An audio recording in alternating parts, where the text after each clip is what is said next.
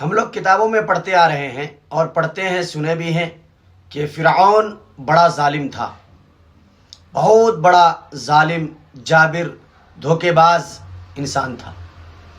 لیکن مجھے لگتا ہے کہ فرعون ظالم ضرور تھا، اس میں کوئی شک نہیں، لیکن آج کے ڈیٹ کا انسان، آج کے ماحول کا انسان فرعون سے کم بڑا ظالم نہیں ہے۔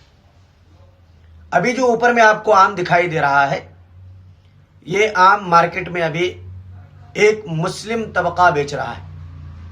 بندہ وہاں پہ گیا آم خریدنے کے لیے تو اس پہ اسٹیکر لگا ہوا ہے، دیکھیے آپ بھی دیکھ سکتے ہیں، اور اسٹیکر لگا کر کے سڑے ہوئے آم کو لوگوں کو دھوکہ دے کر کے، لوگوں کے ساتھ غداری کر کے اور دھوکہ بازی کر کے یہ کام کیا جا رہا ہے۔ تو بتائیے، کیا آج ہمارے ماحول میں جو یہ کام ہو رہا ہے، کیا فرعون والے عمل سے کم درجے کا یہ کام ہے؟